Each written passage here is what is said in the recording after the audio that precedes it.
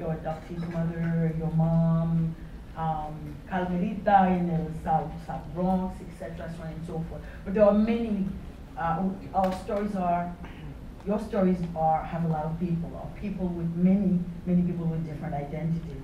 Can we talk a little bit about how the identities of these folks? With Mama May, sorry. Mama May and others?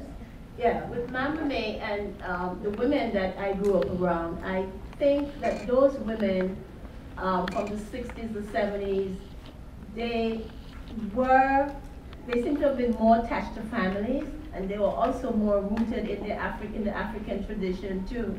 And so those things were passed on. So I think what I try to do here is to write about her, but then her life is reflected in nearly all Caribbean mothers and grandmothers and tanti and aunts and so forth. But beyond that, when I speak of her to perhaps maybe an Italian, they say, that's my nana, whatever.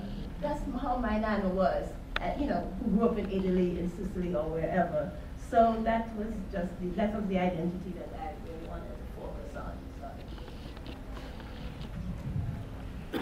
I never really thought about identity when I wrote this book. It was really written with just really being a memorial, because growing up in Jamaica, people didn't speak about dead people. Once they were gone, they were gone. And in a way, it was probably part of the British legacy, where it was, the stiff upper lip when it came to, to emotions and mourning and all of that.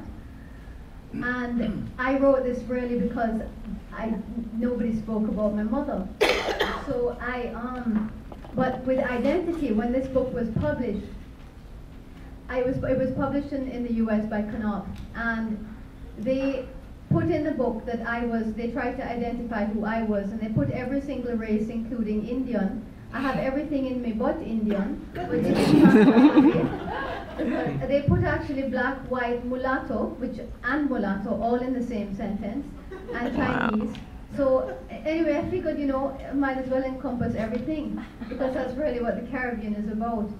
But then interestingly enough, in terms of my identity, I wasn't black enough for a black audience, I wasn't white enough for a white audience, I'm Jewish on top of it, and I wasn't Jewish enough for a lot of Jews in America. And I went to Catholic school, so I know a lot about Catholicism, and Jamaica's a very biblical country, so I can quote, Matthew, Mark, Luke, and John.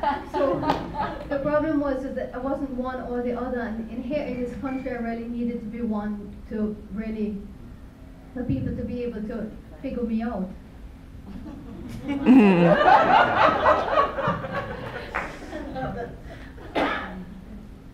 can only write about what I know.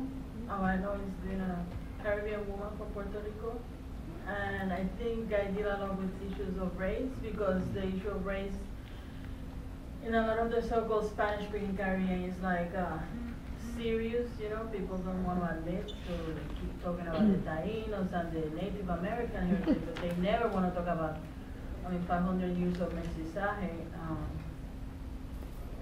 And I think it's a serious issue that influences a lot of political issues that are going on in our countries in terms of equality and really, fighting for democracy.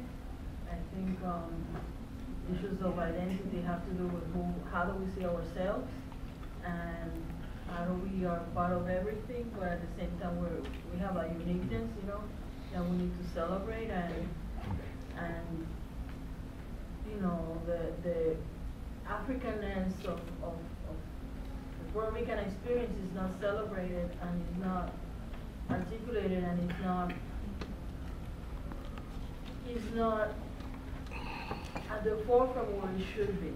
And we have a history of great writers that all these other people don't talk about, don't know about, and it's serious, because I think it goes hand in hand with the political oppression that exists in our country, in my country, and in the Caribbean. I think the issue of race and identity and political equality goes hand in hand.